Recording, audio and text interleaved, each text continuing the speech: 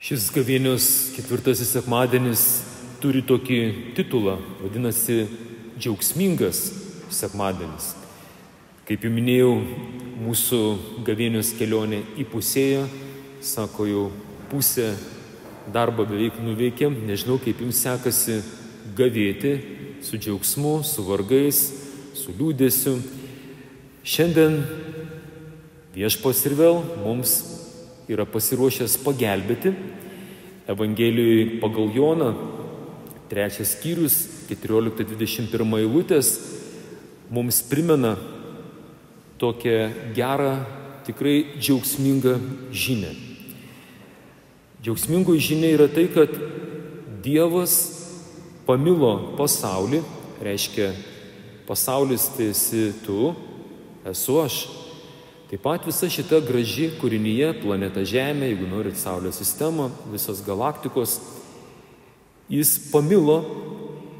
Ir kai mes žmonės, yra toks žodis, suklydom, arba sakykim taip, paklusom ne Dievui, bet velnio melui, įvyko žmonijos pradžioje tragedija, tada įsijungė toksai Dievo tvarkos mechanizmas, kuris vadinasi, kas ko klauso, tam ir priklauso. Taigi, kai tik žmogus nebeklausė Dievo, jisai pakluso velnio melui, norit, nenorit, taip jau atsitiko. Jis pateko į velnio nelaisvę. Viešpats nepalieka mūsų, matydamas, kad esame bėdoj, ir mes ne tik, kad esame bėdoj, bet mes bandome kapstytis iš tos bėdos, stengiamės kaip geriau, gaunas kaip visada ir vis lendam iš tos duobės ir atgal čiuožiam į tą duobę. Ir taip dešimtmečiai, šimtmečiai, tūkstantmečiai.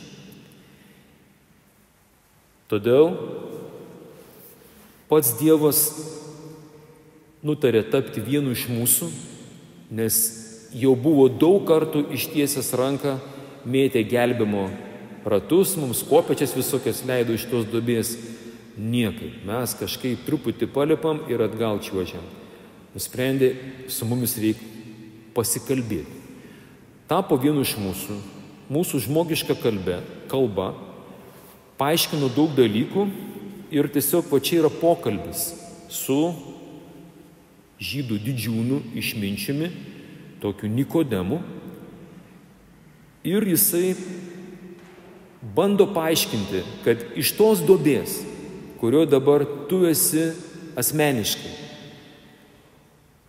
neišlipsi, jeigu neapsispręsi tikėjimu, viltimi, meile, visomis jėgomis pasirinkti Jėzaus Kristaus, gyvojo Dievo sūnaus, kaip savo vienintelio viešpačio ir gelbėtojo. Visos priemonės, kuriomis bandysi išlipti iš tos duobės. Dabar tos duobės galite savo kaip norit įsivardinti. Patys žinote, kur kokioj duobėje esate įstrigę.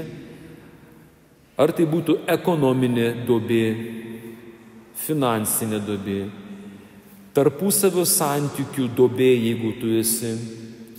Gal tu esi sveikatos pas tave tiek duobių, kad patvarkai vieną savo sveikatos pusę, kita sugriūna. Ir taip tiesiog rankos nusvyra, gydytojai irgi kelia rankas, sako, niekom tau negalim padėti.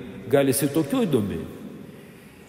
Kaip matote, mūsų tautos išminčiai, valdovai, sakykime, vyriausybėje esantis vyrai ir moteris irgi bando visokiais būdais.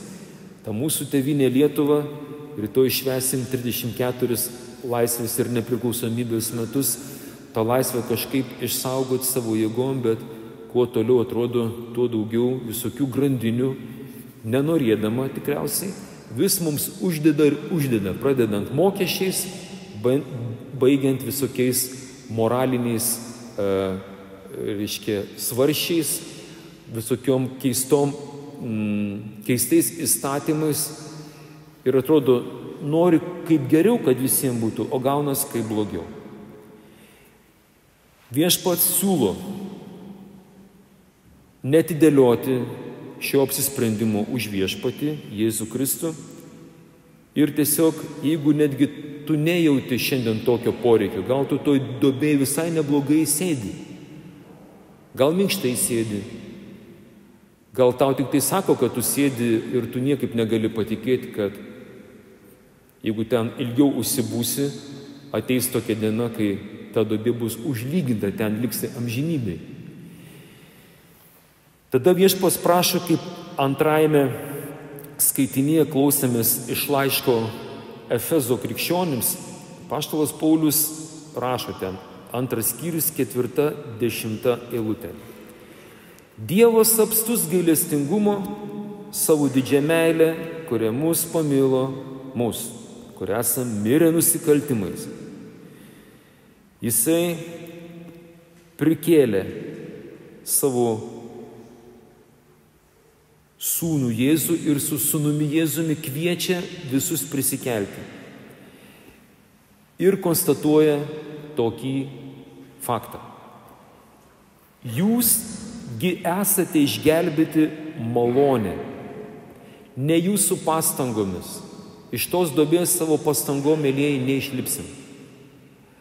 Jūs, jeigu norėsite daryti gerus darbus, patikėkit, turi nuvilti ir jūsų geri darbai jūsų neišgelbės.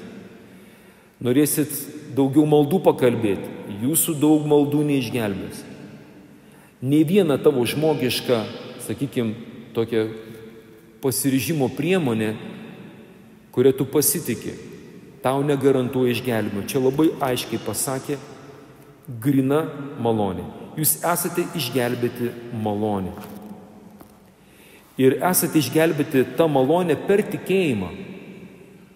Kaip jau minėjau, jeigu tu emociškai nejauti kažko tai, galbūt nelabai kažką supratai, žinot, kaip vaikai būna. Tėtis mama pasakė, kad reikia pasiruošti pirmai komunijai, eiti iš pažinties, tas vaikas nelabai žino, a jam reikia, a nereikia. Mama sakė, gal reikia. Paskiau kažkas bando įtikinti, kad tą sutvirtinimo sakramentą reikia. Tam paaugliui iki lemputės tas tavo sutvirtinimas. Bet jeigu siūlai, gal reik tos mamos paklausyti. Ir jie yra išgelbėjami. Tie paaugliai, tie vaikai, kai jie klauso mamos.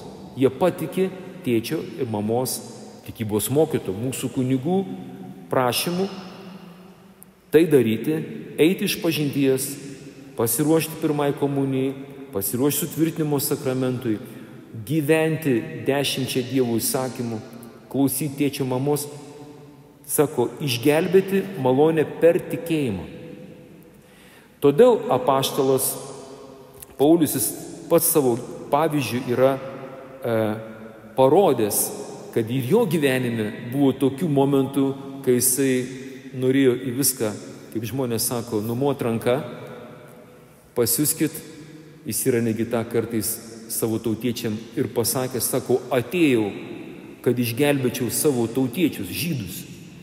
Kadangi jūs nenorit, jisai nusipurto dulkės prie jų akių, sako, nuo šiol eisiu pas pagonis.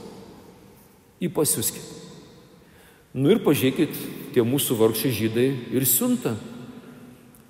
Ant palestiniečių siunta, ant arabų siunta, ant visų siunta. Tai tikrai ypatinga tauta, kuri sugeba susipykti su visų pasauliu. Tikrai, Ir kodėl? Todėl, kad nepaklausė. Sako, prašau, tikėjimu kabinkitės už Jėzaus Kristaus. Dabar, brangus tautiečiai, kadangi išvakarėse esam kovo 11, toje antroje kronikų knygoje, 36 skyrius nuo 14-23 eilutės, ten labai gražiai nupaišytas vaizdas, kaip išrinktojų tauta, žydai, prarado savo laisvę ir nepriklausomybę. Štai tokios sąlygos prarasti nepriklausomybę. Paklausykit. Visi judo didžiūnai, kunigai ir žmonės darė vis daugiau nusižengimų, sekdami bjauriaisiais tautų papročiais. Jie subjaurojo viešpaties namus, kuriuos jis buvo pašventinęs Jeruzalėje. Taigi toks vaizdelis, matote, labai ryškus šiandien yra tėvynėje Lietuvoje, Europos Sąjungoje, Jungtinėse Amerikos valstijose, taip pat visam tam krikščioniškam pasauliu, kuriam apaštalai padirbėjo, daugybė pralieta kraujo kankinių, jie viską gavo ir štai, o turim tokį vaizdą šiandieninį.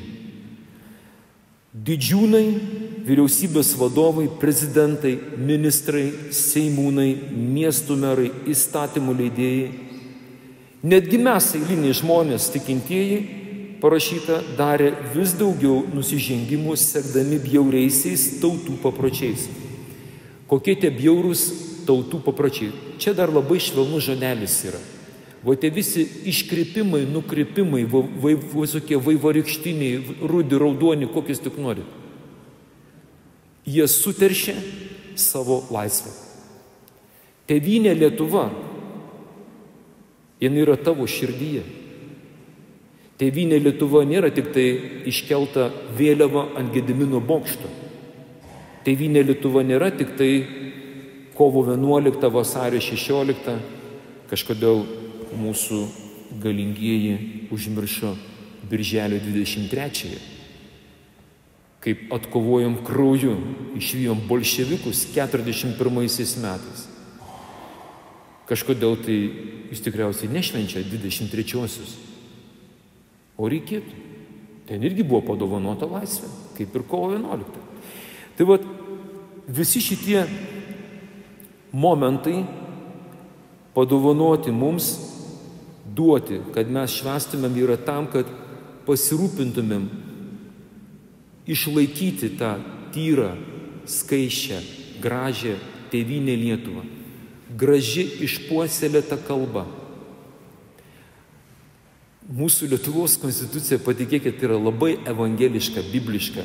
Nieko daug nereikia, tik laikytis Lietuvos konstitucijos ir 10 Dievo įsakymų. Ir mes lietuviai gyvensime tik 34 laisvės metus. Ir 64, ir 94. Ir iki pat Kristaus sugrįžimo turėsim laisvę. Su viena sąlyga. Jeigu nustosim sekti bjauriais tautų visokių neaiškių ten veikėjų, kurie atsisako tikėti Jėzumi papročiais. Nes jeigu to nepadarysim, mėlyjeji, eisim vėl, eilinį kartą prarasim laisvę ir nepriklausomybę. Tačiau šiandien yra džiaugsmingas sekmadienis ir viešpats jisai primena, žinot ką, nežiūrint jūsų užsispyrimo, brangus lietuviai, žemaičiai, žydai, jeigu ten girdės kažkas tai, kad ir kaip jūs pamilote ir vis tą įsikabinę laikotės į tamsą, į tuos bedieviškus visokius papročius, iškrypimus, neklausimus. Kad ir kaip jūs ten būtumėt apgauti, aš vis tiek atėjau į šį pasaulį, kuris nekenčia manęs, sako Jėzus, nekenčia šviesos, neina į šviesą. Vis tiek ateinu, kad įvykdyčiau savo tėvo valią, kad sudaryčiau dar vieną šansą apsispręsti už Jėzų Kristų. Ir žiūrėk, gal 35 mūsų tautos nepriklausomybės metais Lietuva bus laisva nuo tų visų keistų bedieviškų įstatymų, sugrįš šviesa ir galėsime džiaugtis viešpaties Jėzaus Kristaus pergalę mūsų širdį, protuose ir išorėje. Amen. Būkim palaiminti.